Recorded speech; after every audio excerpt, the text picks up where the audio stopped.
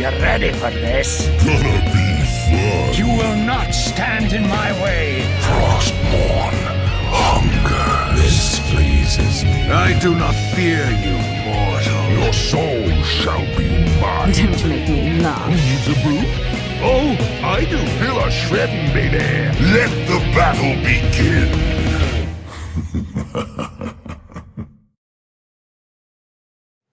So welcome to the 17th episode of Trollin HGC, a Heroes of the Storm podcast focused on esports, a member of the Trolls.gg network. I'm your host, LiQuid, and I'm joined today as usual by Bahgz, but we have a couple of extra people on the screen. Tetcher and HeroPhysio, how's it going, guys? Fantastic. Great to be back. It is also great to be back. I've come all the way to America only for my webcam to not work, so I'm still a pitcher. Oh, yeah. But your webcam did work last time you were on the show, so I know people remember. Yeah. It does exist. I do have a corporeal form. It just currently is not available. Well, we'll get to see it this weekend, right? Because you'll be in studio doing Crucible. Yeah, in 2 days. I can't wait. I'm so excited. That's very excited. I hope I can shake off this cold. Oh no, you got a cold. Transatlantic flight, dude. A lot of people shoved into a lot of recirculated air. For a long time. I was just gonna say that, yeah. All right. Well, before we jump into the show too far, because I'm really excited. I mean, we're gonna have another good show. I love having guests on the show.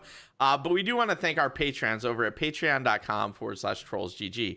The Patreon that we share with the Nexus Trolls. All the money we gather, whether it's through Patreon, Twitch bits and cheers and subs, or straight PayPal donations, is going into swag we're going to give away at BlizzCon this year. I did get the pinhole sunglasses and tweeted out a picture of those from our Trolls GG account, so you can take a look at those. Those will be given away. We're going to have some t-shirts and lots of random other things. So go ahead. You don't have to do anything. We'll always do the show. It'll always be free. Both Bahgz and I love doing this show. But if you send us any support, we will turn around and use that at BlizzCon. And our troll of the week this week is actually Suri. She is Suri was a big supporter of the Cheese Crew and has actually been following both shows for quite a while. And Daz got to pick the troll of the week this week, and that is Suri. So before we get into some news, because we're gonna jump right into news, because there's like 3 things I want to talk with all of you guys about. Bahgz put together a nice little news promo, so we're gonna go ahead and we're gonna play that real quick. Tonight, Trollin HGC presents Heroes eSports News and Notes with your hosts, LiQuiud and Bahgz. All right, so I don't know if you guys were following Twitter, and apparently this came up before on Chris's Discord server. But Playing Ducks is no longer Playing Ducks. They are now playing under Diamond Skin this weekend. This is the name that they actually went under in qualifying before they were picked up by the Playing Ducks brand. Yep. And apparently it's about a dispute of Playing Ducks not paying them. Obviously, we don't have all the details. That's very much between the team and the players. If the details that are being put up on Reddit are true about Playing Ducks not paying the players, then having worked for a team that did do that, the very first thing I did when I found out that the players weren't being paid is find those players a new org. So obviously we don't know, so this is all hypothetical. If this has happened, then good for Diamond Skin for leaving the organization straight away, get out of that environment as quick as possible, and I hope the reputation sticks with Playing Ducks for a very long time, because that's not the kind of people or attitude we want in the scene. And if they have a argument or a counter thing, then I hope we see it so that that reputation can be either fixed or stick with them. Right. It's important. I think it's important that even if Playing Ducks doesn't feel like they have to defend themselves, to a certain degree, they almost have to come out and say, look, this isn't entirely what happened. Here's what really happened, or here's part of what really happened. This is really between us and the players. We need to deal with this. But yeah, you guys should know we're not like you need to tell the scene as a whole. Otherwise, you just end up with that reputation that you're not paying players. We're a scene that's still growing. It's still very much like the Wild West of any kind of competition in general esports. And as such, like I said, I found myself working for an org at the time that had a similar thing. And that org went down. And it's good because the worst thing you could do for something that is still at a growing stage and is going to continue to be at a growing stage because it's just getting bigger is try and make it corrupt. That's the worst possible thing. Right. I agree. Absolutely. What about you, Bahgz and Hero? Any thoughts? I'm glad that they're getting away from it. There's still a lot of information coming out. We're not sure about how the cheer money, whether they got to see any of that, how that's working. I guess the rumor mill is that they ran into a similar issue with their CSGO team at some point.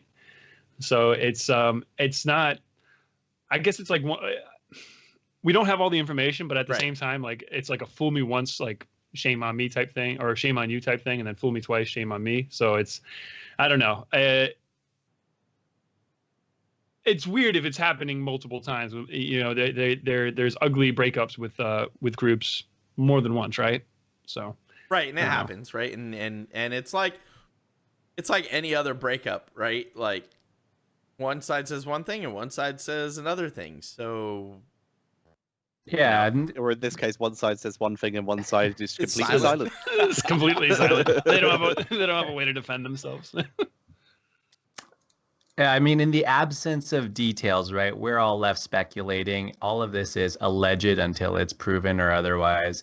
I guess if they don't come out, you know, the absence of a confession doesn't prove that they're guilty either. But I guess the unfortunate part is that this isn't surprising, which means that it's happened before multiple times, and that now that it's happened again, we're more likely to think that it is true and that it isn't surprising for us, and that is just another team and another organization that's done this.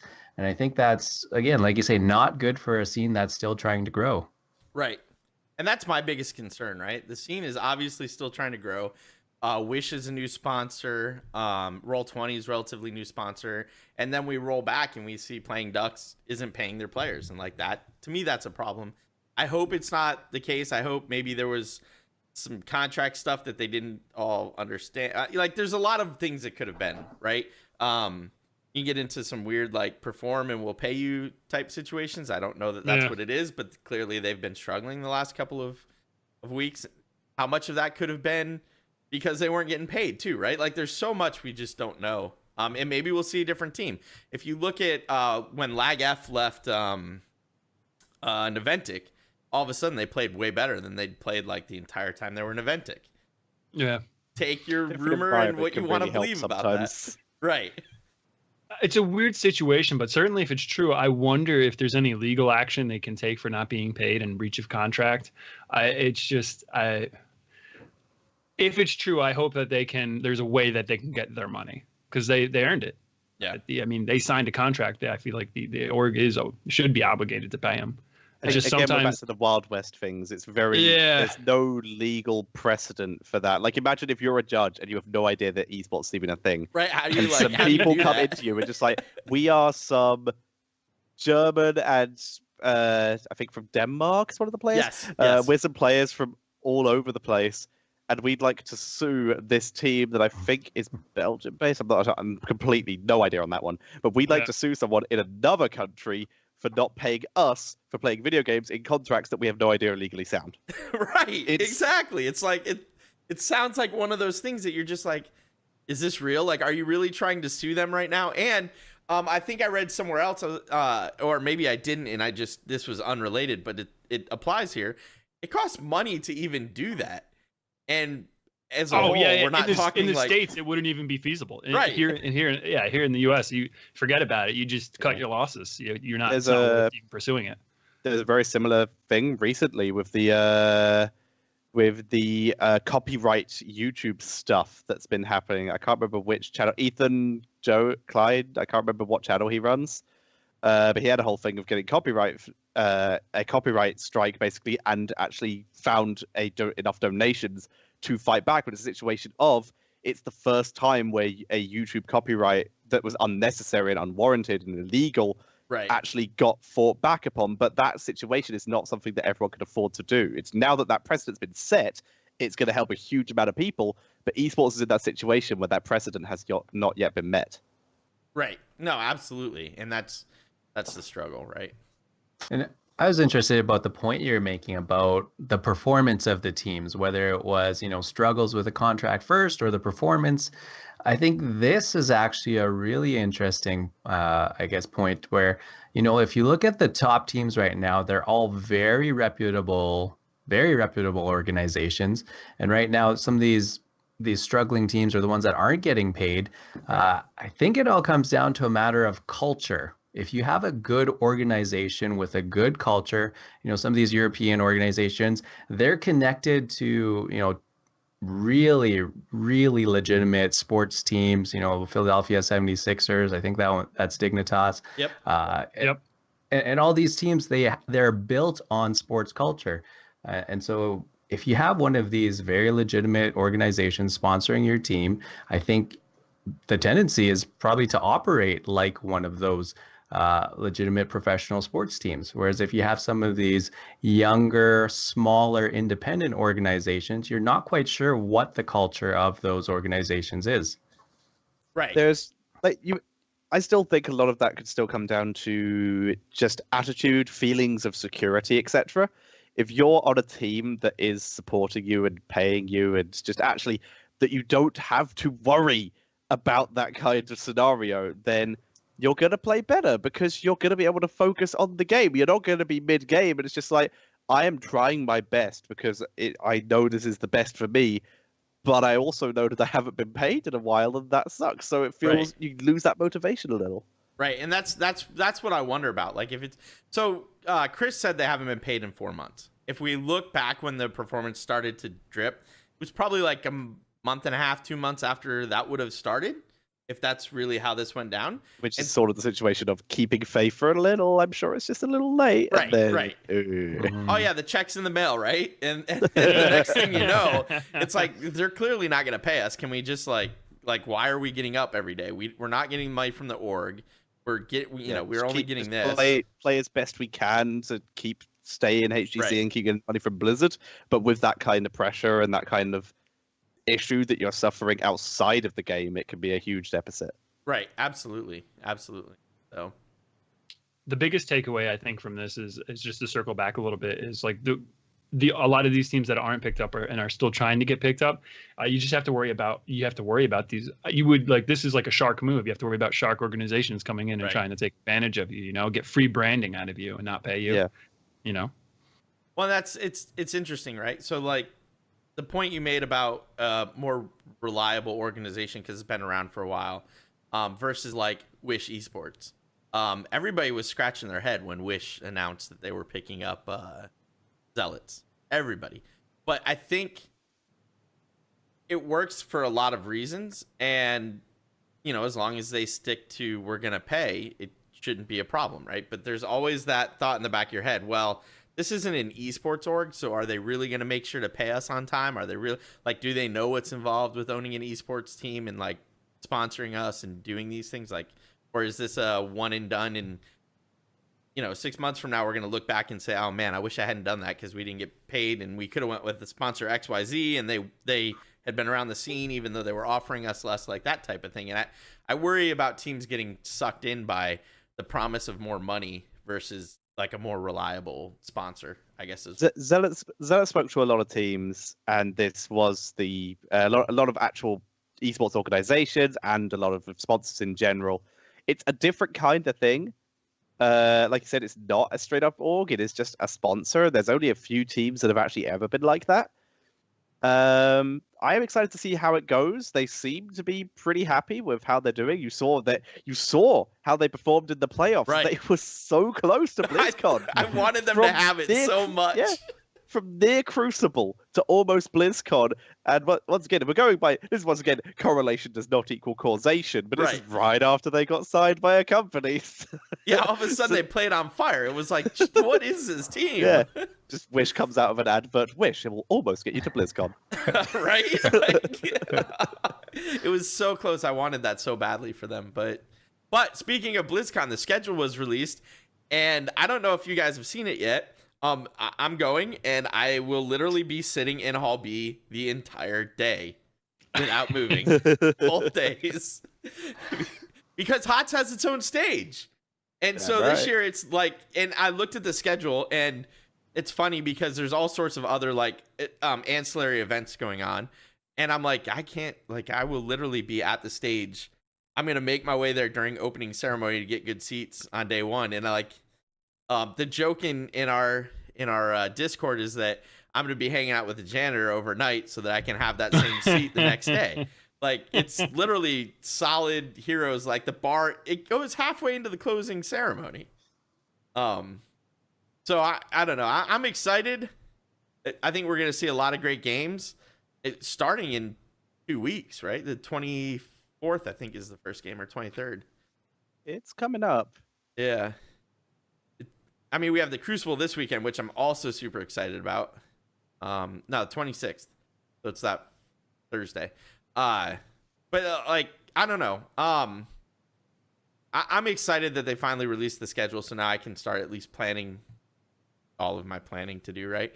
What I'm gonna do out there. I'm excited. And then it's nice that I didn't know that they're going to have their own stage this year, so that's great. They're not sharing with WoW Arena. That's phenomenal. I haven't had a chance to look at all that stuff. That all got released while I was at work. I'm a little bummed though. I was kind of looking forward to seeing both WoW Arena and HOTS. I'm not gonna lie, but that's okay. Well, this is the biggest tournament they've hosted for Heroes yet. You know, Right. 16 teams, so they got to dedicate a little more space and time to it. That's why I'm excited. So Yeah, I'm not going to BlizzCon, so I'll be watching from home. But I think what makes this really exciting is that I don't think the matches have really been this close. There's a few of these brackets that people aren't unanimous on. I mean, there's some that, think there'll be a few upsets. For the most part, your top teams will still more or less make it. But sometimes that might not even be guaranteed. Like I look at something like Group C. Yes. That one could go a few ways, right? And that's what's exciting, is that they're not clear stomps. You have to tune in to find out who's going to make it. And that's where I'll be watching too. I Without, definitely agree. Without dropping names, I've spoken to some of the EU players who are qualified for BlizzCon, and their reaction was, this is the toughest group stage they have ever been in at any tournament. So that is the current Yes. reaction from some of the Blizz players already qualified from what is arguably at this point in the best region. Well, and this hands down is probably the best group, like the best group of 16 teams I think we've ever seen at an international tournament for Heroes, right? Like, so everything continues to grow, everybody continues to get better, and honestly, it'll be interesting to see. I really hope that all 3 Chinese teams can get their visas worked out. At least BTG has the right strategy around that.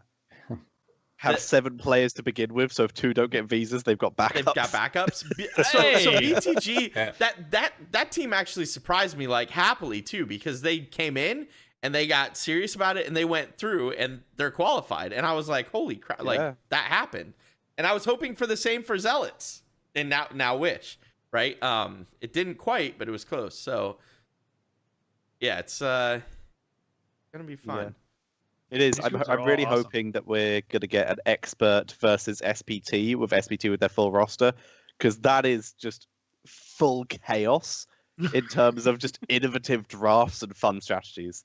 If we get that matchup, that's going to be like one of my highlights of the year. Right. I mean, just looking at all these groups, you can just you look at all the matchups and they're all exciting. I mean, for the most part, when you're looking at them, like it's just incredibly hype. It's going to be awesome. So I'm going to have to Periscope this for you, Hero. I'm gonna get the phone out. And, I'll appreciate it. Yeah, Watch I'll follow every second of it.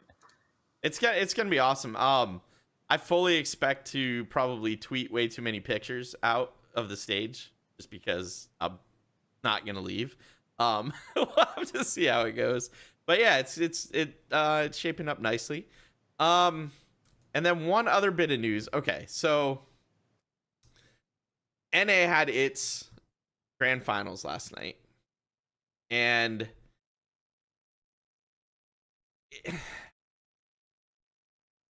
I don't know how I want to approach this. All right, so there was a disconnect from imported support in I think it was game 2, but I don't remember which game it was now. Well, first of all, before we even get into the disconnect, how is it that the grand final team from the winners bracket doesn't have a 1-game advantage. Because it's best of 5. But like, there is no advantage at that point. Like, other than your, the only, yes, Tetcher, you're right. It's because it's a best of 5. But the only advantage you have is you're not closer to being eliminated, right? Like, there's no other, I think they get first pick in first game, or their choice first game, or no, it was still a coin flip. So, I don't know. I feel like between that and then the disconnect, and there was a lot of chatter about it that I'm not going to go into all of the chatter that happened, because we were talking a little before streaming HeroPhysio's, right? Like, the Discord like blew up last night. But the disconnect basically ended at like 10:42, maybe closer to 11, and they got forfeited while it was during the draft, because that happened during the draft. One of the points that was raised during that chatter was, if this had happened in game, would you have called the game right then and there, or would you have let them continue on with a bot? And there was no answer for that. Well, it's already happened. If the disconnect happens, then they pause. If it goes on for 15 minutes, then the team has to play on the bots. If it happens before the game, then they're not allowed to play with a bot. It is a straight disqualification. So it's a question of whether the draft starts before, whether the draft counts as the game or before the game. Right. And that's part of the struggle. But then the other part of the struggle is the admins at the time said, no, we won't allow any bots in the game. It has already been a case where they have allowed a game to be played on with a bot. It has already happened several times. But that was EU, right? Yes. Yes. But so it's the same organization. It's the same organizers in the same thing. You would think, right? Like, here in this, that Tetcher is the crux of my issue. Thank you. You teed this up perfectly. The admins, and in fact, a lot of cases, the admins are the same admins, right? They go to sleep earlier so that they can stay up later on the NA nights. Not always, but a lot of times. My struggle is, like, there's no consistency across how they deal with things between EU and NA. And, like, how are you supposed to, like, run a tournament that's supposed to give you your chance into HGC when there's no consistency? That's my issue. In a nutshell, I guess.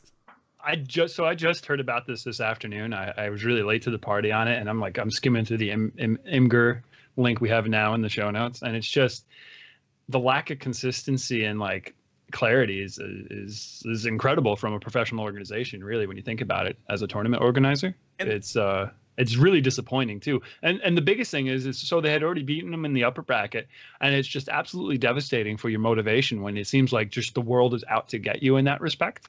Yeah. Right? Like the deck is stacked against you.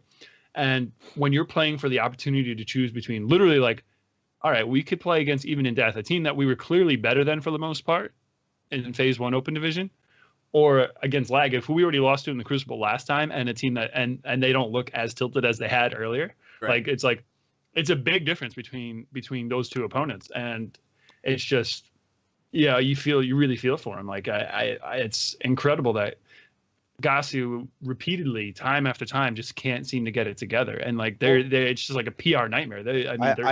I have just quickly been informed that potentially the game we had with a bot might have been an outlier, because the team with the bot lost anyways, and the admins might not have reacted to it. That might be an outlier. Okay, and that's fair. That's a valid point. So in which case the rules would still be standing, right, of if there is a disconnect and you go through your entire pause time, then it is a forfeit, which is in the rules.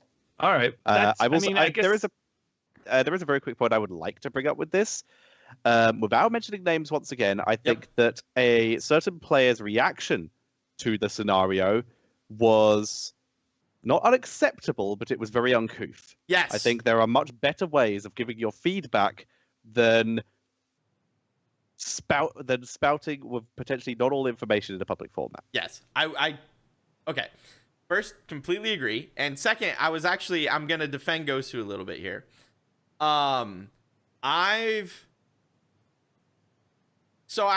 had a unique opportunity to watch both the EU and NA stuff from a caster point of view and from just a person enjoying you guys casting it, right? So I've seen some of the back end stuff where things get discussed, and I've seen what's actually happening on the screen.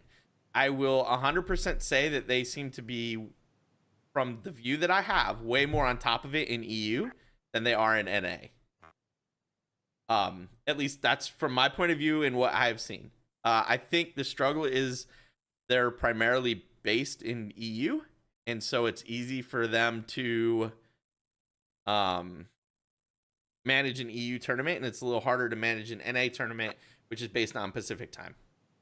Right? I mean, that's middle of the night. We have minimal issues Right. when it comes to EU. Goes who have been pretty on point with the entirety there. Anytime a player's had feedback, it's always been done straight through the admins or even through a caster, sometimes straight to Blizzard. I had one time last season, the players weren't too happy with the single elimination format.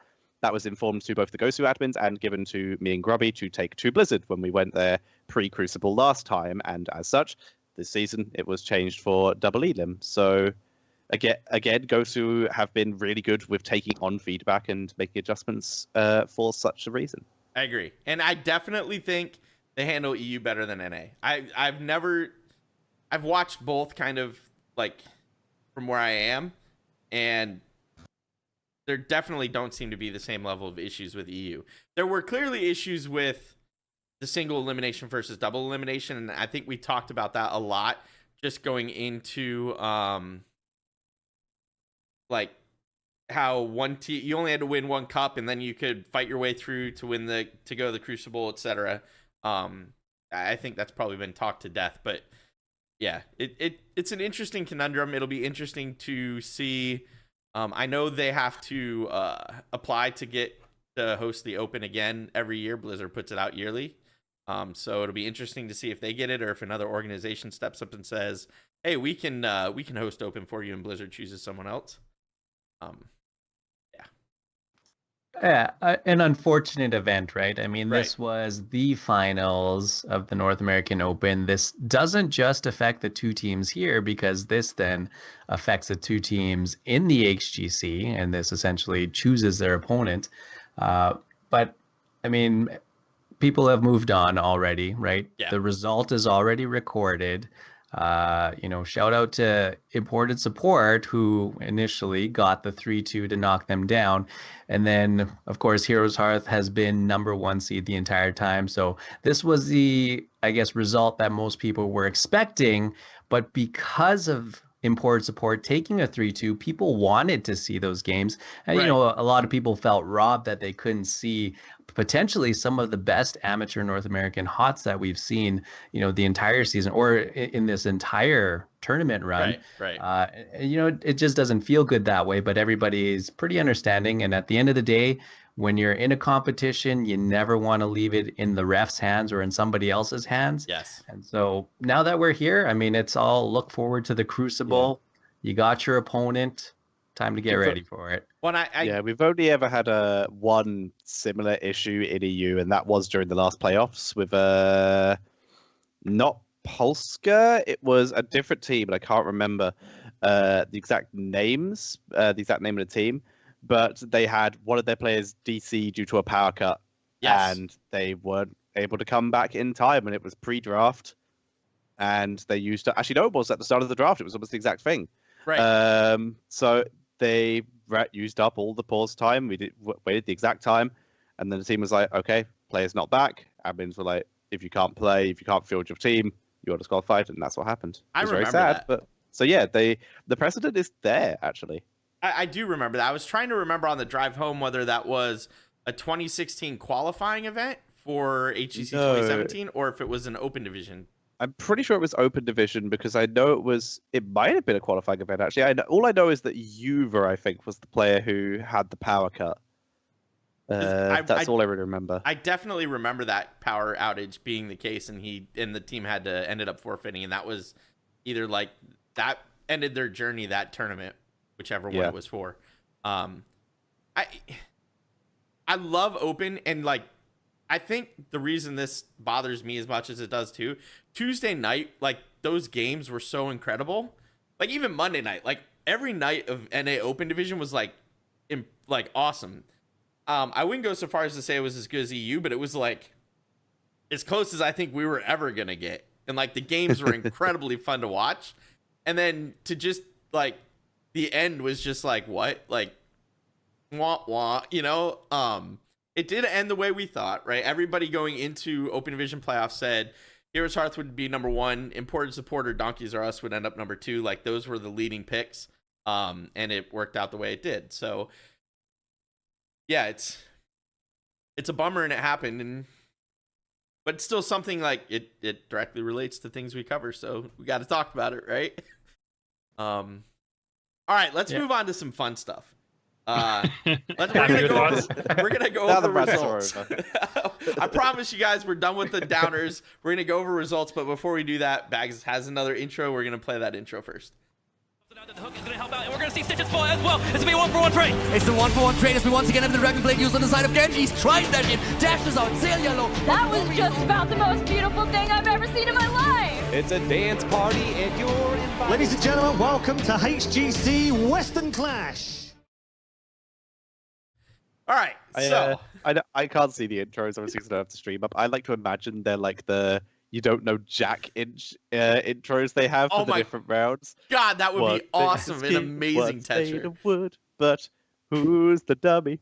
Oh, that's what we need to do for one of these other ones, Bahgz. That's amazing. I love that. I loved You Don't Know Jack. Actually, that one, since you didn't see it, Bahgz puts it together. It's clips of HGC games, and like all nice. It's really cool.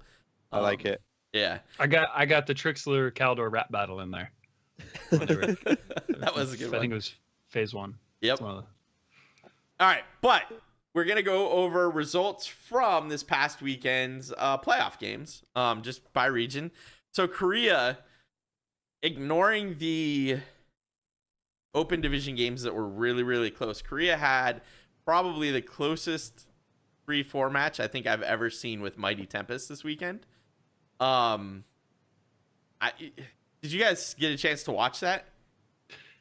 I did. That was pre-loss of internet, and that was amazing. I tweeted that out. That was like game 5 was like edge of your seat. Like, oh my god, like that was Heroes at its absolute best. It literally came down to that last fight. That last fight is the only thing that did it. I still can't believe Tempest won. I thought like when I was trying to like I mean I can't do math that quickly, but I was trying to do math in my head. I'm like, I think Mighty wins here. I think Mighty's going to Blizzcon here. And then Tempest won. But it was that last team fight. It was amazing though. The whole series was that good. Like it's how incredible is that for it to come down to a base race to decide whether you're going to BlizzCon or not in a game 5. Like that's amazing. It was awesome. So I wish I had the clip of it. So Tempest did win and went with probably the most amazing end of game series of events that could happen. Yeah, like I would rival like the only counter to that one would probably be from last Crucible in the EU, with like one temple phase, whichever team gets it wins. Yes, that was good. And Abathur tries to sneak it, and Zeratul just backdoors him and grabs the temple and wins. That was also just as good. So was the last another one I would put up there with it was the mid-season brawl game where Zeratul went around and killed the Abathur on the Towers of Doom. Oh, that last one too, right? Like, good, yeah, like yeah. That series was as good as all of those, and it was for a 3-4 spot to go to BlizzCon, obviously in the number 3 spot, but it was absolutely amazing. Like, definitely. Bahgz just put the clip in chat, but check out the whole series. The whole series was worth watching. Absolutely. And then over in EU, like I was seriously really, my picks at Master League didn't work out quite as well because I was calling Wish the whole way because I'm like, come on, man, they're gonna do it. They got past the first 2 days, then they hit the team expert wall. They still took a game off expert, and this is a team that was from the Crucible to number 4, but like a solid performance at number 4. Yeah, I was rooting for them the entire way. As much as I love all the teams, you've got to show love for your Open Division boys. You gotta want them to do well. But there's no mistaking it for BlizzCon. EU has, at the moment, its top 3 teams going. There's no question on that. And it's still cool because we have like Fnatic, the current world champions. We have Dignitas, the most consistent team for years in terms of EU performance. Only once really not making it to an event, and that was the most recent Western Clash.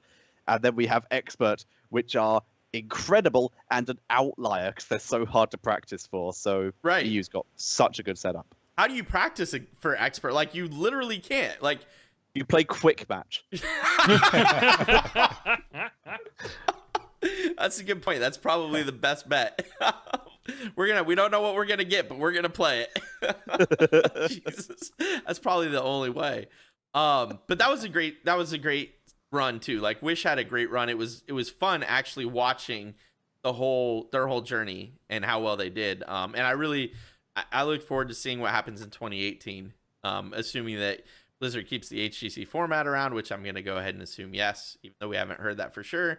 And seeing what they can do in 2018 as they continue.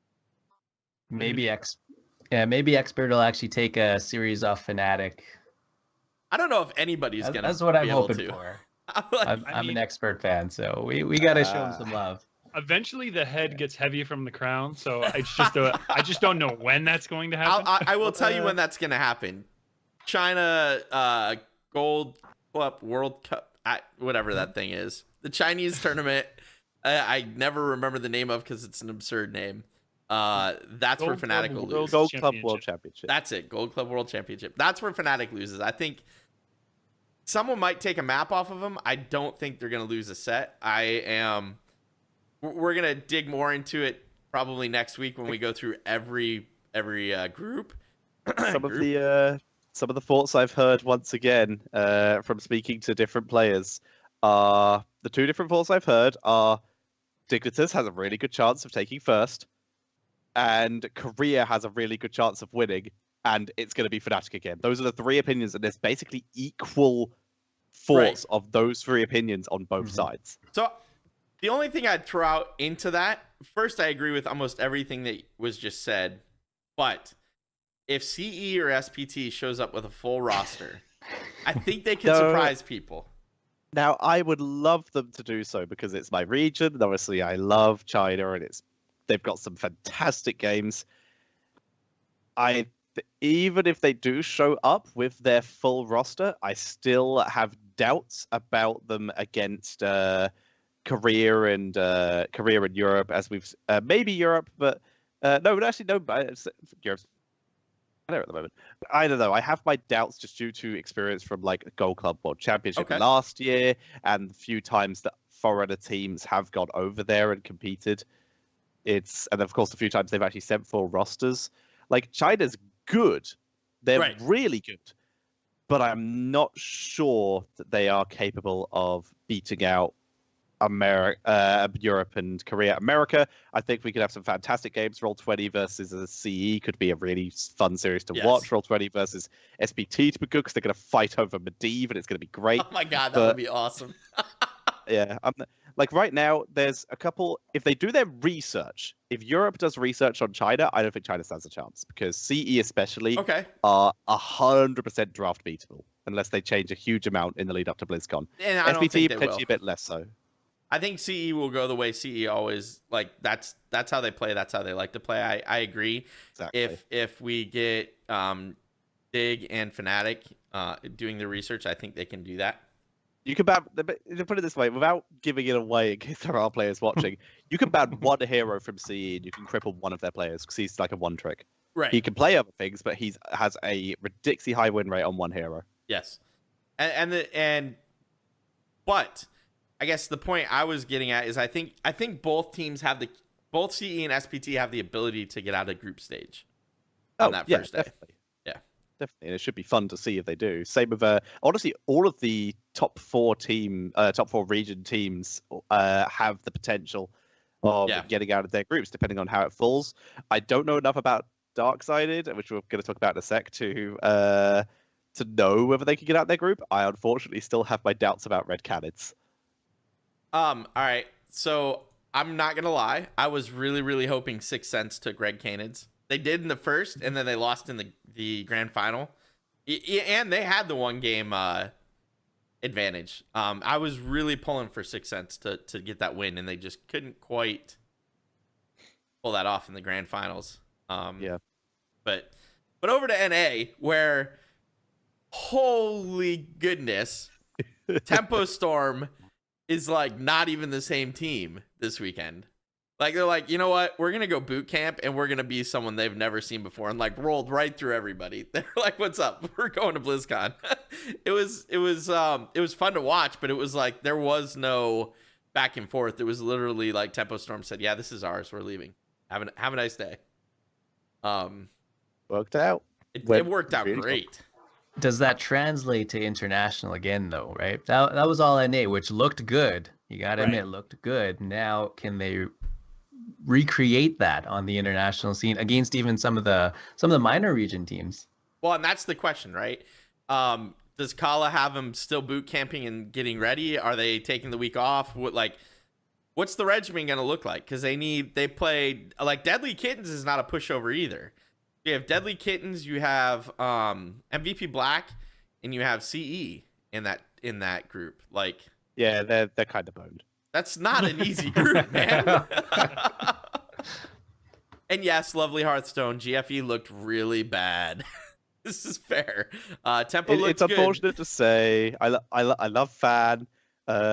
Fury, I've got to know him a little bit more. He is, and also played in their playoffs, kind of like a god.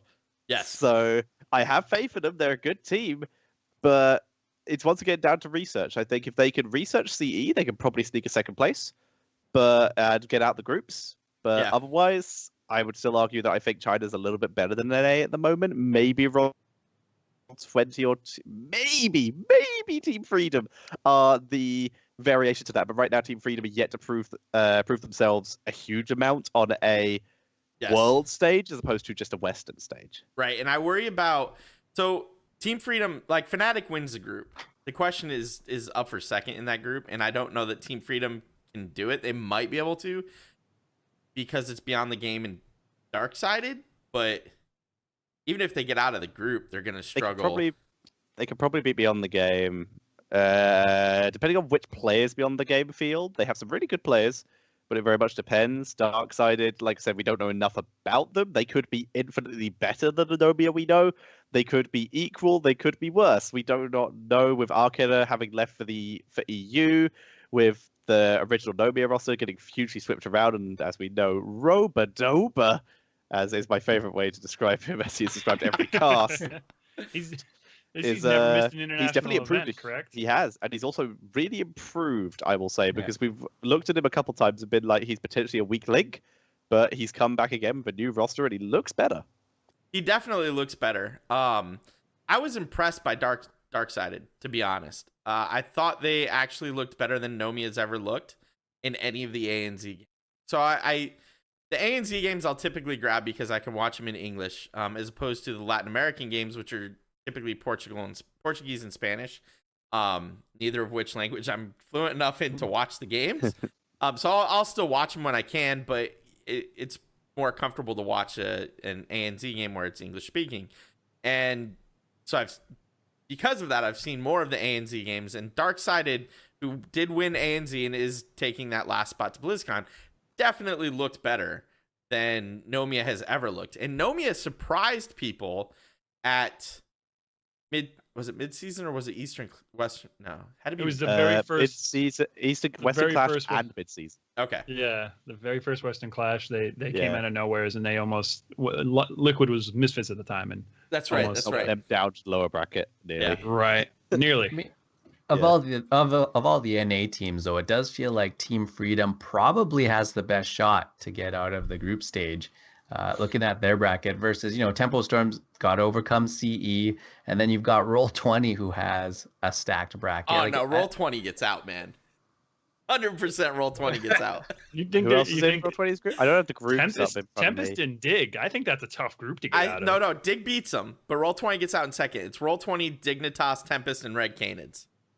And I think You 100%. think wait, hold up. You think Roll20 could beat Tempest? I think you're alone on that. I am probably alone on that. I am currently wearing a Roll20 jersey, and I am not so sure that they can beat Tempest. Tempest once again, they're not the team they used to be. They're not the team that won like Summer Championship last year or got really close to it. I can't remember if they did or not. I think they did. They did. They're not that team anymore. But it's still I still don't think Roll20 are there yet. They're so good. They're so good at the moment. But I think there's still a couple things that just Korea still has over America in general as a region. I think Roll20 can beat Tempest without a question in my mind. But it comes down to so here's my problem with Roll20. They're very much they're either like on fire or they're a Crucible ready team. So like I struggle with I really believe they can beat Tempest, but there's always that chance that Tempest is just going to shut them down. But yes, I 100% believe that they can beat Tempest, even though Tempest is not the Tempest of old. I mean, Tempest was Tempo Storm for a full season. Yes. Because they were that good. Korea is not mid-season Brawl Korea for this BlizzCon. Korea has been they've got revenge on their mind. Yeah. Exactly. They got embarrassed. They're not static anymore. It is a situation of they have to practice. They have to keep growing, even if in some cases the motivation might not be there. You've seen a lot of teams make a couple of roster swaps, and that seems to be working for them. And I think the motivation to actually practice and do the research this time, as opposed to mid-season Brawl, is absolutely there. And as such, I think that they're going to look even stronger this time. Yeah. I mean, I still think there's a chance. I mean, Roll20 can definitely beat Tempest, but I'm just saying it's easier for Team Freedom to get out of their bracket. Roll20 took games off. Roll20 took a game off MVP Black last mid-season Brawl. I have no argument that there's a chance. I just think it's unlikely. I mean, so you're saying there's a chance. So you think so what you're saying, Hero, is that Team Freedom definitely beats Beyond the Game and Darksided and they're out. I think they have higher chances of getting out. All right. Yeah. Fair enough. All right, let's jump into some amateur scene stuff just a little bit. So we did have the NA Open Division playoffs just finish up last night. Talked a lot about it. Heroes Hearth did get knocked into the lower bracket by Imported Support. Imported Support was looking solid until Grand Finals when Heroes Hearth won, setting them up with the first place seed so that they can pick their opponent. I have not seen it announced, although I've been refreshing the page like crazy to see if it has been. And Heroes Hearth gets the leftovers. Let's be honest. Oh, they did pick. All right, so Imported Support's taking on Lag F, and Heroes Hearth is taking on EID.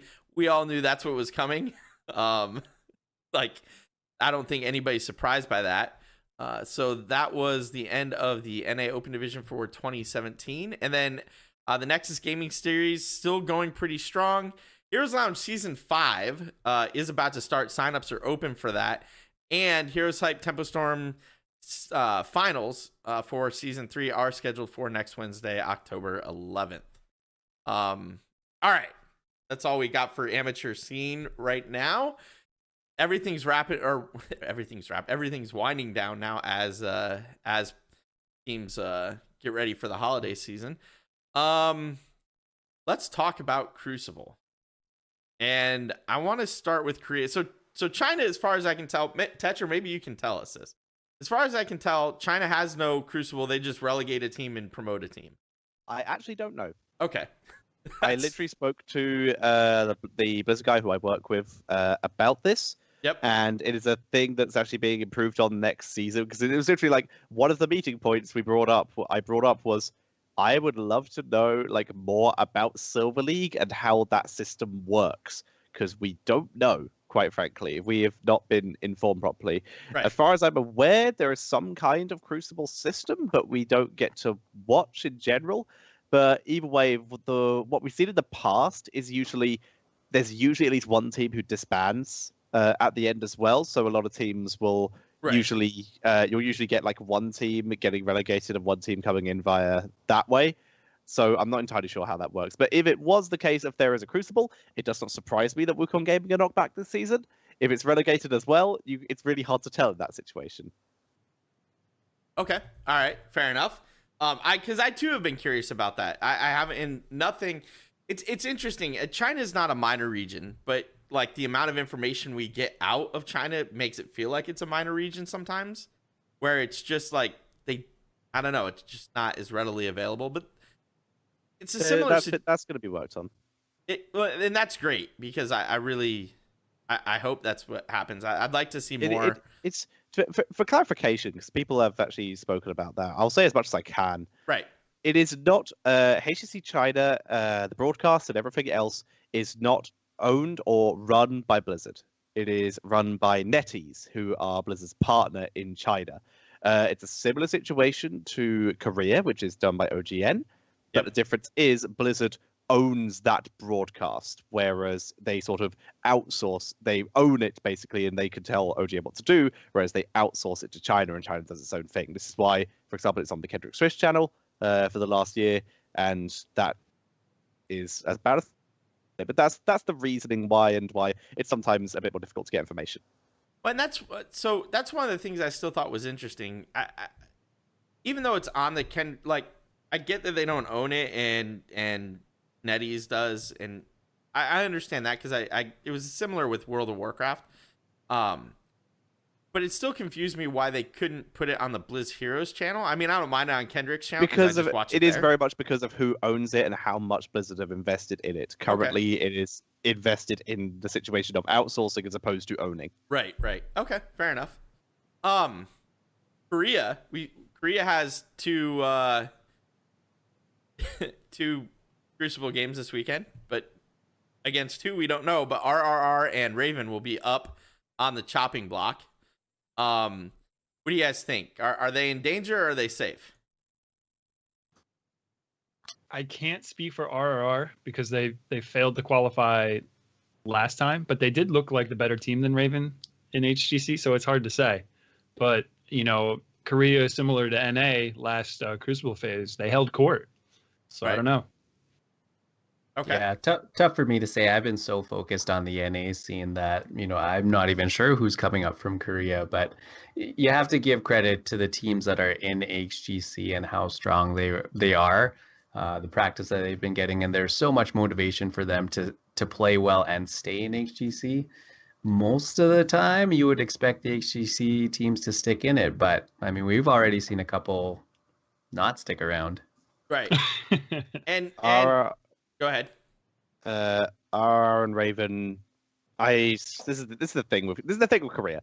They are one of the, if not the best region in the world for the top 4 to 5 teams. Maybe Blossom are in there, but I would say Mighty is probably the cutoff point.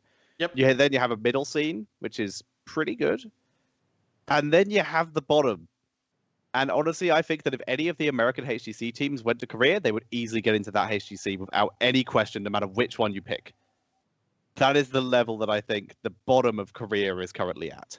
I think that if any of those teams are at least coming up for the Crucible or even slightly better, I think either Raven or RRR could be knocked out. So I watched the Open Division last phase because either Gclef or Wolf put a link up to where it was on Team Inven. It was all Korean, but you could still watch, and they were not the best. And then Wolf and Gclef cast the Crucible, and I'm hoping they're going to cast it again this year. Those games are at 5 a.m. Saturday and Sunday, which is rough, but they'll be on in theory. So I'm hoping that they will cast them again. I'd like to see, but from what I remember of the last Crucible, yes. Everything Tetcher just says 100% true. It's very top heavy. Yes. Well, top and middle heavy, right? It's not as competitive top to bottom like EU is, for example. Right. I don't think anybody is as competitive as EU is. No. Let's be honest. EU is like the gold standard of open division stuff, right? China was close for a while, and then a lot of the teams decided just to I hesitate to use the word "go full China" and just to not play well suddenly. Well, and we saw a lot of people leave Heroes of the Storm in the Chinese scene too, and go over to I mean just this phase. Oh yeah, yes, just this phase. Yes, absolutely. I will grant you that. Over in EU, we do have Team Good Guys versus Leftovers. All right, so we have an actual competition here. So I'm gonna go to HeroPhysio first. Who's winning that, Team Good Guys or Leftovers? Probably still the Good Guys. All right, Bahgz. It's tough. So this entire phase, I've been like in EU, it's going to go the opposite of phase 1. HGC EU teams are going to stay in HGC EU. They're going to win against their Crucible opponents. But Leftovers has really stepped it up a notch from the last phase. And their performance in the EU Open Division playoffs was dominant, to say the least. They dropped one map, and that was to Cheese Icing. Is that it? If I remember correctly. So Leftovers, that's like, it went from like I was fully on the Team BKB and boys, they're gonna take them, to like it's a coin flip to me now. Okay. That particular matchup, it is a coin flip to me. Okay. Yeah. The reason I say Good Guys was, when they got in, that was with very little practice. They basically threw their roster together, and now they've actually had a full phase where they've stuck together and played together. I think they're better now than when they got in. Okay. Tetcher. 4-2 to Leftovers. I think you're all insane. As much as I love, as much as I love BKB, I love Anti-Hero, I love that entire Good Guys roster. Mm-hmm. They have been quite underperforming, and I think Leftovers are looking to a very similar vein that we saw Zealots look into when we were coming up to last Crucible, only even more dominant. Now, they came within semi-finals last time, with Leftovers losing to Team Good Guys. Potentially wonkiest performances, I would argue. Leftovers are looking even better than that now, so I honestly think that this will be a Leftovers victory, either dropping 1 or 2 games, maybe 3, depending on how well Good Guys can show up. You just covered the spread. 1, 2, maybe 3 maybe games. 3 games. Well, maybe they'll sweep them. I would argue 1, but if Good Guys decide to do what they do consistently and turn up just suddenly, then it's going to be a 4-3. So I also think Leftovers wins this. I think Leftovers is going into this looking for revenge. That was our spot in HGC. You took it away from us, so we're taking it back.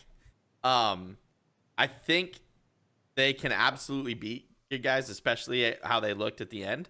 I do agree, Hero, that Team Good Guys has now had 8 weeks of like solid scrim time and solid like opponents that they have to play every week, which definitely helps them get better. But I also don't think they're. Would you argue that helped Synergy or Be Genius? I would, and I would just say, but the roster still wasn't good enough. And that's where I was almost going to say something similar with Team Good Guys. And it's not that the roster isn't good enough, so I shouldn't have said it that way, but it's like you're missing something. So while I agree, I love BKB, and Bahgz knows because I've been talking about BKB like since Good Guys got in. They're definitely underperforming, like a lot. I think that team could do so much better. I don't know if it's scrims they're not scrimming enough, they're not playing together enough, they're not like, I don't know what it is that they're missing, but something from that team is missing, and that's why they're underperforming, and that's just going to give an opening to Leftovers to get in.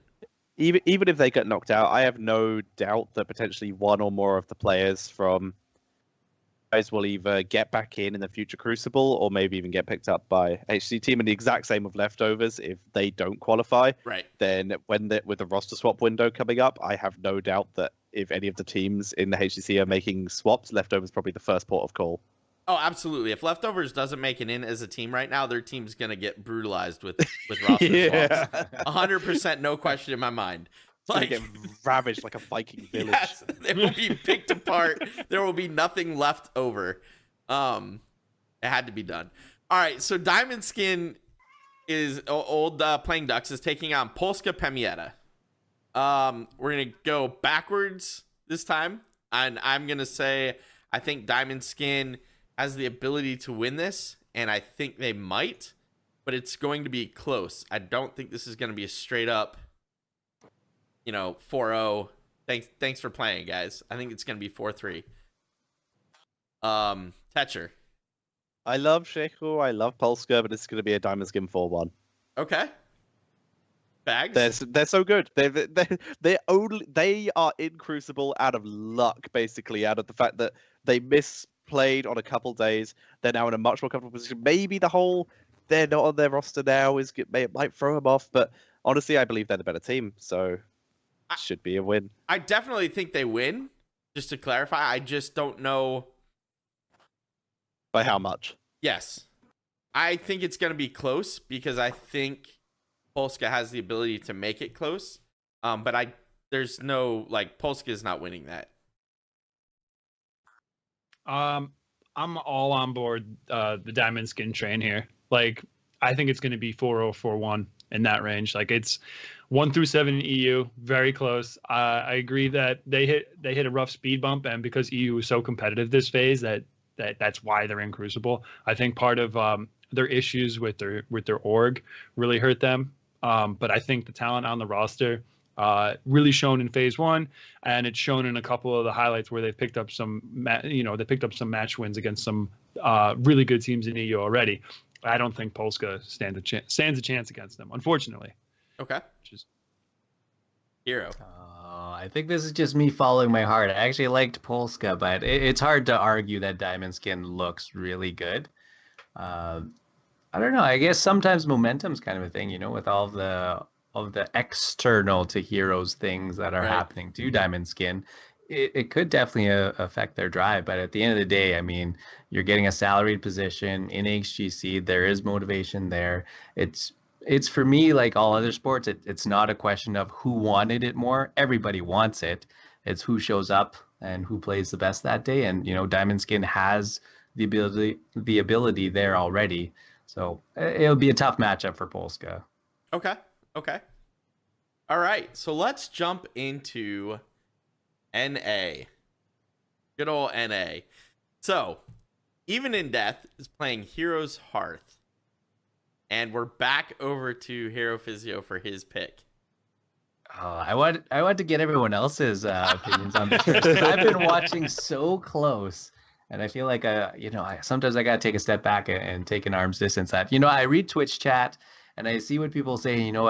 Heroes Hearth is as high as, I think I've seen somebody say as high as 4th in North America, or up to that 4 or 5 spot. So can Heroes Hearth do it? Very likely. The top teams in HGC NA Open are scrimming with HGC teams, so everybody's getting practice. Everybody's getting good quality practice now. And if Heroes Hearth is able to play to their full potential, I think they have a very good shot at it. I think it'll be closer than people think, right? It's not going to be a 4-0. I would be surprised if it was a straight up 4-0. But I think Heroes Hearth has a very good chance. Okay. Bahgz? Heroes Hearth, even in death, reminds me a lot of EU last phase, right? It feels like a year though, doesn't it? It's crazy because we started the show around that time, right? So, I think they're going to come in similar to Zealots and Team BKB and boys, and I think they're going to kind of easily sweep aside Even in Death. Even in Death has shown promise, flashes, but they aren't able to harness it. Heroes Hearth, I think the talent on the roster is there. I think the team has played well enough together. They've shown it. They've been really dominant in open division. Yes, they lost to an important support in the winners bracket, but for the most part, they've been absolutely dominant. I think they take it 4-1, 4-2 at the worst. Okay. Tetcher. Even in Death couldn't even qualify without default. Heroes Hearth. Return Crowan to me. Bring him back into the HGC. Heroes Hearth. Okay. Think I was going to come here and go kind? Right? No, man. No, man. Like, I want the straight Tell us shooting, how you man. really feel. Tell us how it is. You know what? So here's the thing, right? First of all, 100% that. I cheered for Even in Death because I felt like they got dumped on by like everybody in NA the day it was announced that they got the spot because of the roster changes was like they don't deserve it. It should have been imported support, all this other stuff, which I understand. But I felt almost like I have to support these guys because, you know, they can't just be dumped on. They're in HGC now. It's the team that is there. Like nothing's going to change that until the next, you know, Crucible. So let's at least support them. Heroes Hearth has so much talent, and Even in Death is, like you said, they got in because of a default. So there's no way. I think possibly they take a map off Heroes Hearth. But I don't think they win. They're not staying around. They'll be bounced out in Heroes Hearth. They'll be in. But it'll probably be like 4-1, 4-2. I don't think it'll go past 4-2. I'd be surprised if it was like, I would be shocked if it ended up 4-3. Lag Force imported support. I did not plan this out well. I should have gone the other way. I do not want to go first with this one. This is the hard one. Oh my God. This is the hard one. This is the hard one because here's the thing. Imported support actually looked good this week. They looked really good other than what happened last night. And there's not a lot of time between when they looked really good and the weekend when they're playing. In fact, I think they're the first game. So they're the Saturday game. Lag F is like so hit or miss, and part of me would be really happy if that team got eliminated from HGC because it's the only way I feel like that team is ever really going to break up and allow each of those players to go on and do something better than they can do with the situation they're in right now. But I thought that at the last Crucible, and they were like, nope, and they 4-2'd, was it imported support? This is a rematch. Yeah. This is a rematch. I really struggle with that. But I can't believe I have to say this. I think Lag F wins this 4-3. I cannot believe I have to say that though. I want them to believe HGC. So, yep, that's my pick. Tetcher, you're up. Lag F 4-2. They were looking at their weakest last Crucible, and now they look far stronger than they did then. They're still the bottom, but they look like a team that should be in HGC now, as opposed to, even with, like, you might say, maybe their roster could use some changes, but that's what player windows are. That's what trade windows are for. And I think they're going to stay in, and maybe they'll make a trade. Maybe they'll all stick together. Either way, they should be able to take out imported support, which is a shame because they did really well during the Open Division playoffs. Right. And I hope imported support can do it, but I don't think they can, unfortunately. Bahgz. Sorry, I had myself muted. I was typing in chat. I have a mechanical keyboard, so I mute myself when I'm typing. Now I've been noted on the show to say imported support's my favorite open team. I loved it when they brought out Cho'Gall for HGC Open Division playoffs last phase. I fell in love with the team then. Specialty is probably my favorite player in Open Division. Draded's in the chat right now. If you're listening, I'm begging you, win. I'm rooting for you with my heart of hearts. I want you guys to win. I think it's best for the scene. I want you guys in HGC. I think it's good for that team to get out of HGC and blow up, like LiQuiuD said. But my mind says the talent on Lag Force is too great. They have been playing like they're just night and day better. Yet Boss did mention in chat that they haven't been practicing with Roll20. Him being the manager of Roll20, it's a pretty good primary source. I like your team shirts. They're really comfy, and I like your platform. But I want to touch on something there because Yip Boss is saying that they haven't been practicing at least with Roll20 at the beginning, like 2 weeks before Crucible Phase 1. Oh my God, why am I going blank on his name? Jake's buddy that is on Zoya, thank you. Said that they weren't practicing back then as Naventic either. And all of Naventic was like, no, we're totally practicing right now. We're totally doing this. Like, we're good. Don't worry about it. And then they came out and they looked way better than they had the entire time leading up to the Crucible. So I fear that that's the case. Like, I agree with you. I want to see imported support in because Naventic, now LagF, needs to be blown up so that things can change. But, yeah. On a side... it feels like a vicious cycle, right? Like, yeah. Like, we're good enough to, like, beat the open division teams and continue to being an HGC, but, like, I don't know if the motivation, the discipline, or what's missing there to, like, make that chemistry click. Right. So where it just seems like they coast by during the rest of the regular season, which is a shame. Like, it's really frustrating. So, and I want imported support to win. I didn't pick. I want imported support to win, but my gut tells me Lag Force is going to win, and it's probably going to be like a 4-2 again, which is just disappointing. You know, imported support stuck it out. You know, they came back open division again. I think they made one roster change. That was it. You know, it's when most of the teams blew up. You know, they're like the exception to the NA instability roster instability rule. You know, right? So it's that's my pick, but I really want it to go the other way. Right. Since all three of you picked LagF, I'm gonna answer the question with the question. Heroes Hearth, if they were to go up against LagF and Heroes Hearth, let's give them the lower end of the ranking. Some people were projecting, you know, as high as 4th. Let's even give Heroes Hearth up to 6, top 6 NA, right? So they're in that 6th spot. That still puts them above Lag Force. Would Heroes Hearth have won against Lag Force? And then the follow-up. And then the follow-up is, because Imported has already shown they can beat Heroes Hearth, doesn't that mean they have the ability to beat LagF?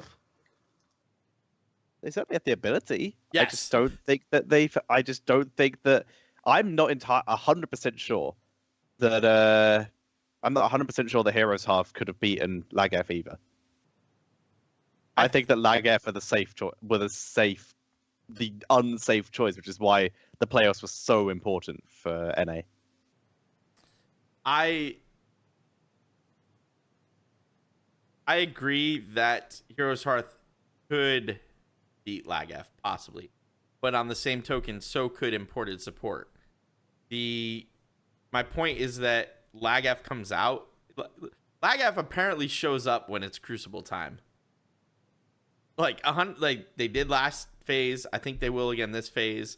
I want imported support to win, but I think LagF will just keep on its cycle of, yeah, we might play well, in HGC, or maybe not, but when it's time to hit the Crucible and it's win or go home, we're gonna win. Like, when their back's against the wall, they show up. So we'll see. I still think Lag Force wins that, though. It'll be close. They should change their logo from a sloth to a honey badger. Second in right? corner, just goes vicious. Right, because that's how they play. It's crazy. It's a sloth regular season, honey badger Crucible season. It's like, what? So that's why I'm picking them. That is a perfect metaphor for it, and that's why I'm picking them over imported support. I want imported support to win. I will be sitting in my recliner cheering on imported support to win the game. But I just think that it'll end up being LagF. Yeah, right. No, I think I agree. It's a shame. I'll throw out the imported support just so I can come back next week and say I was the one. I picked that, and I was right. Absolutely. That's fair enough. Right? Everybody has a way to do that. Okay, so I actually kind of left the discussion open-ended because I was going to see if you guys had something particular you wanted to go over. Otherwise, I can just kind of make some stuff up on the spot, but I thought I'd see if any of the three of you had a topic you wanted to go over. I have some like curveball questions. I always do, right? So I just wanted to see if they had anything. Now I'm going to ask both of you guys. As guys that both cast Open Division, follow it very closely. Are there any changes you want to see for 2018? Excellent question. That's a great question. That's a very good question. My meeting about this is literally tomorrow.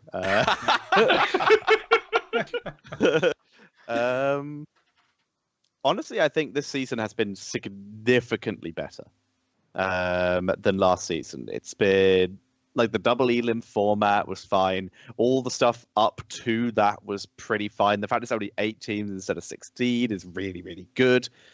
Honestly, this season I had 0 issues. So I might bring up like some minor nitpicks, but overall I think it's currently in a pretty good place, apart from like maybe some rule clarifications. Okay. Hero? Yeah, that's an important part, is making sure that, the rule book is even more clear when it comes to certain things, so that and better published, so that everybody is very well aware of all the rules and all the possible scenarios, or at least have some, more general clauses that cover all of those situations. Format wise, I mean, double elimination, that's a huge step up already. I think the most vocal was a lot of even Heroes Hearth. I mean, they kept winning. They said, well, we just win another cup and now we don't even get an advantage in the playoffs. And same thing with the winners bracket. I mean, eventually it was actually Import Support that got that winners final, but they didn't have much of an advantage there either. So, tweaking a few of those kinds of things. But otherwise, I know there was a few issues with, I guess, dissemination of information ahead of time, knowing even which server, which patch they'd be playing on.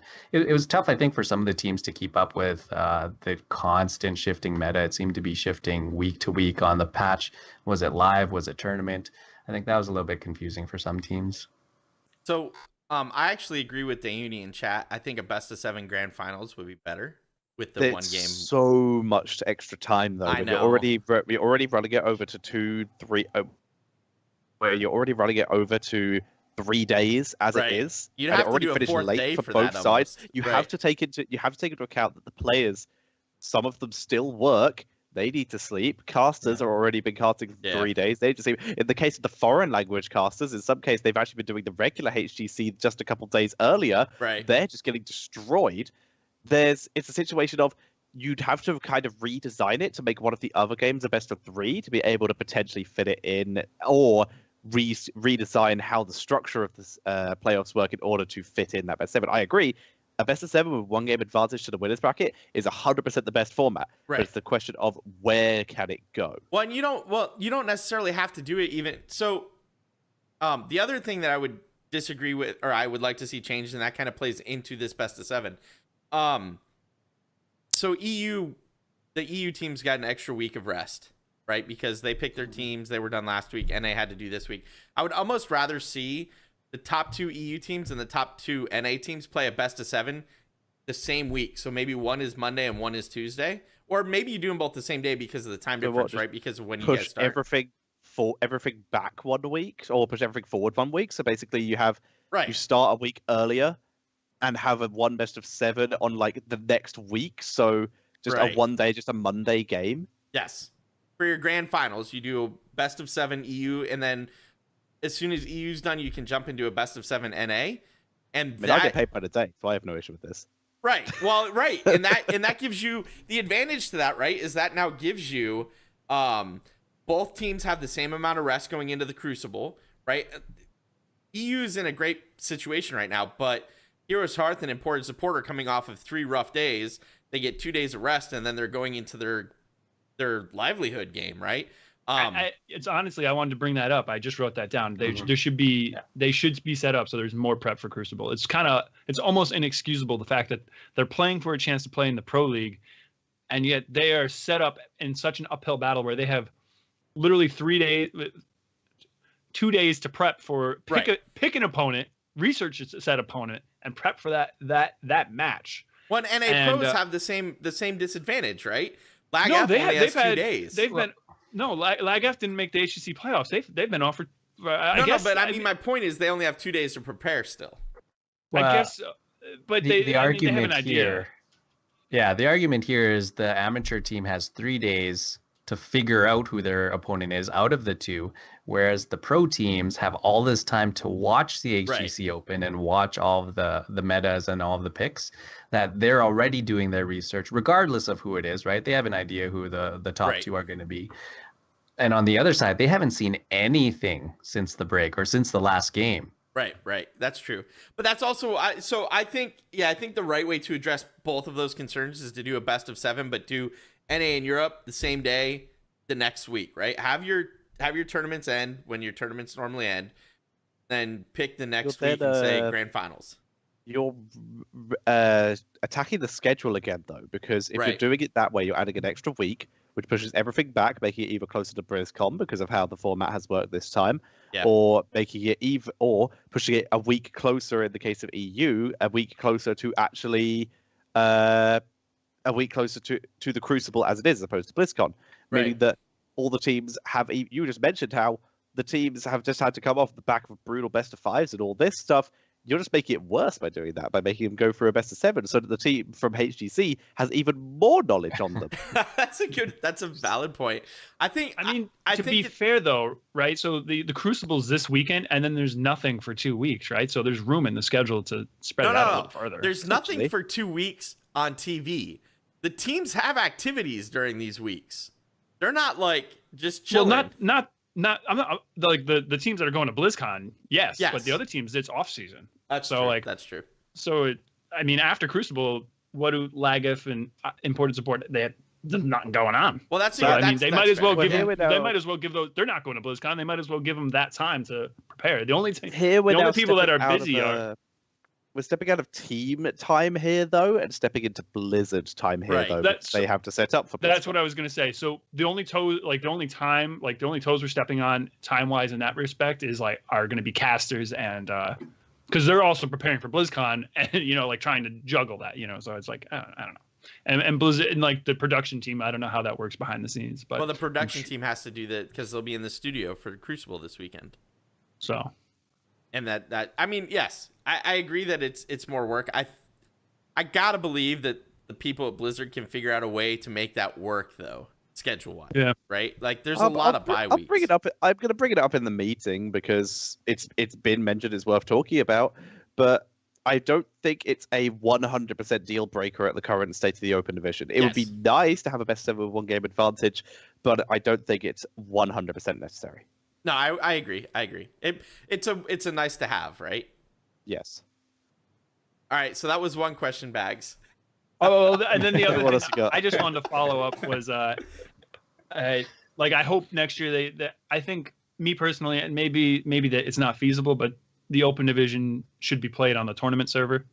It should mirror, and the rule set should mirror HGC. I think that you're watching potential future pros. It all should match. It makes it really hard to practice though, because they can't practice on the. I don't know how that works. But finding opponents. But it's scrims. It's exactly. You're only going to be able to really scrim other Open Division teams. That makes it very insular.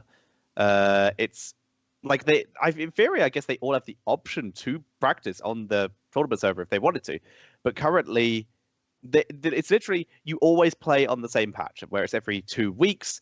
That's the way it works. It's the current patch. It's exactly the same way China works, by the way. It's whatever the most recent patch is released, unless a patch comes midway through a play week, in which case it's tournament server to make sure that you're on the patch that you played on the very first play day. Which is usually what we see happening with Monday, Tuesday.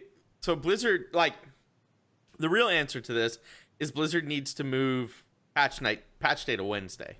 For Heroes. But that's adjusting an entire infrastructure thing for a company around a very small aspect of the esports side. Oh, I know, man. I know how stupid that sounds. Believe me. All I do is infrastructure work. I know how stupid that sounds. Like, here's a little thing. It's a group of, like, let's say 30 teams, just to be generous. So that's 150 people. We would like you to move your patching one whole day to accommodate these 150 people. 2 whole days. 2 whole days for Europe, because the patch comes like out on Wednesday for Europe. So if you get the 3-day tournaments, with China, it's the exact same thing. They go Monday, Tuesday, Wednesday. You'd have to have the patch on Thursday night, which is also right before HGC. Right. Now, I think it would be nice if everybody was playing on the tournament server. It would simplify some of this stuff. But until that's really what happens, it's more difficult. And truthfully, Tetcher had another good point. As a team manager who's scheduling scrims against Open Division teams, they're usually on live. Like 98%. The only scrim we've had in the past 3 months that's not been on live was the warm-up games we had against Team Numerics last night. No, not last night, the night before. Pro teams do as well. Even the pro teams practice on the live server consistently, even with patches coming up. The only time teams consistently practice on the tournament server is if it is for something like Blizzcon or Mid-Season Brawl, where the patch is announced ahead of time, right? And they know what patch it's going to be on. Exactly. Right, because then you're only So I do agree, though. It would be nice if everybody was on the tournament server, because then there's less thinking, right? It's just, I'm coming in to do scrims. It's a tournament server. Everybody's there. It's always patched. We've never come to a situation where a player has gone, oh crap, I picked this talent thinking it was the new version. We've never had that issue. The players know. The players are. That's true. They are pros for a reason. They know what they're doing. Yes. The only other question I have then is, so now that we have the Burbank studio, do you think next year we could get the Crucible to be a LAN event?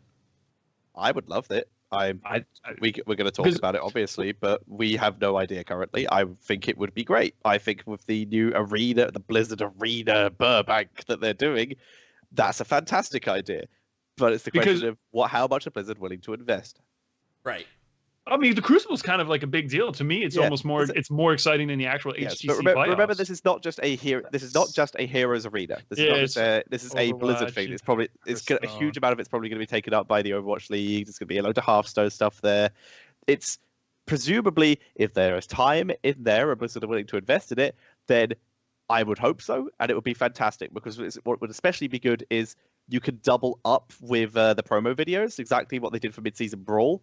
Where with Mid-Season Brawl, what they did is they flew out Zealots and Good Guys just for like a day or two when we were all still in Stockholm, and just did the promo videos there.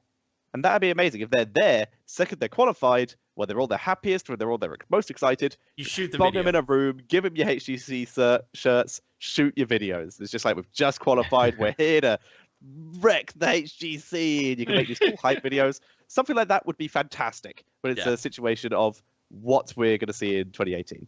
Right. That actually leads into one of my questions, because the HGC Open is for us such a big deal, but I think even the Arcane 8, that they peaked at maybe 1,500 viewers. I think maybe at max 2,000, somewhere around that. I think I probably want to see more plans to get HGC Open even out there further, generate more interest somehow. Crucible always gets more. Crucible last phase actually got more viewers than the playoffs. It's that exciting, It's what's at stake. I wouldn't be surprised if we saw. Yeah, I wouldn't be surprised if we saw the same this year. It's a situation of when you have lots of cups, lots of little insular amateur cups. It's cool to pop in every now and again, but it's not must see. It's not must-see internet TV. It's there, and it's cool, and for the people who are really invested in it, fantastic. But it's not something that Blizzard need to say, everyone must be watching this, or else you're not going to be able to keep up. It's like it's like watching a scary movie film. Cool, you could just jump in at 7 and you could have a good time, or however many there are, I don't know. You can jump in at 7, you can have a good time, or you don't have to watch the first 6 to get the story. We get these highlight clips. We get these stuff at the Crucible. You just had me freaking out. I'm like, are there really that many scary movies? There are 5 for the record. Okay, that's fine. I was like, wait, there's 7 now? Like, what is going on? No idea. It was a good analogy, though. It works out good. All right. This is actually a great show. Thank you both for coming on and sitting down with us for an hour and a half to talk about the Crucible. It was a good time. I appreciate both of your time, for joining us tonight. Thanks for having me again. I apologize for the amount of ranting I did on this one. No, this is what we wanted, right? Well, like we wanted to talk to you guys about these things, and part of that is I wouldn't have called anything you did tonight ranting, actually, but part of that is sharing your opinions of stuff, and I appreciate that. All right. Thank you all for listening to Trollin HGC, a weekly podcast about Heroes of the Storm eSports, a member of the Trolls.gg podcast network. We stream live on our Twitch channel, twitch.tv/TrollsGG, every week, usually on Wednesdays, following the Nexus Trolls around 9:30 p.m. Eastern, 6:30 p.m. Pacific. Bahgz, you might know this off the top of your head. Are we on Wednesday night next week? Or is it I'm a off, different night? so we can go back to Wednesday. So Wednesday night we will be on. That's October 11th at 9:30 p.m. Eastern. Tetcher, where is the best place for people to find you? Like in 2 days on the Heroes eSports on the Blizz Heroes channel, where you can see me and Grubby casting the Crucible for Europe. Other than that, you can see me on both Grubby stream at twitch.tv/follow Grubby for European Open Division, assuming we're back for it next year. And once again, if we're back for it next year, on the Kendrick Swish Twitch channel, twitch.tv/Kendrick Swish. For the HGC China, once again, as long if we're back and if they don't change how it works. Other than that, I want to start getting back into YouTube once I've worked out what the hell I'm doing. That's youtube.com/Tetcher, and I'm at Tetcher on Twitter. Blizzard, please bring both of those back. I enjoyed watching Grubby and Tetcher, and I enjoyed watching Tetcher and Kendrick Swish. So let's please have that happen again. I like my Monday, Tuesday, Wednesday Chinese games. All right, Hero, where can people find you? Well, man, I'm just glad I could live in Tetcher's shadow for this hour and a half here. But you guys can now find me at everything's at HeroPhysio. That's Twitch, Twitter, and a little bit of YouTube. But most of the time, I'll try to be streaming, and I guess I pop in on Trolls every now and then. Absolutely. Thanks for having me, guys. Thanks for being here. Bahgz, you're up. Where can people find you?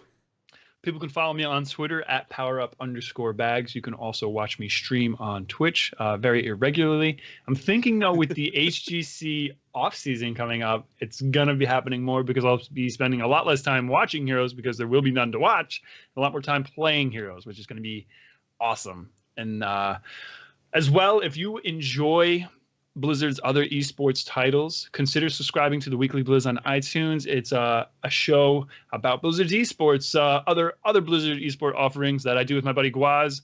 Once a week. We don't do it live, so you gotta catch us on iTunes. And that's it. Cool. All right, and I can be found on Twitter at LiQuidGG, LiQiuDGG. I tweet before I do pretty much anything, including this show, the Nexus Trolls. And starting soon, I'm going to start streaming again. And hopefully with Season 5 of Chair League, I'll be casting again as well. So we'll see how that goes. Thank you to all our Patreon supporters. If you like the show and you're looking for a way to support us, you can do so at patreon.com/TrollsGG. You can also subscribe on Twitch or just straight up donate on PayPal. You can find all those things on our website at trolls.gg. I totally just messed up my outro, so I'm just going to keep rolling with it. If you want to hang out with us in the Trolls community in-game, just type /join TrollsGG in-game or join our Discord channel, trolls.gg/Discord. For announcements about this show and Heroes of the Storm esports news, follow us on Twitter at Trollin HGC. Finally, if you need to get in touch with us, hit us up on Twitter. DMs are open, or you can email us trollin@trolls.gg. Thank you all and have a wonderful night. Peace out.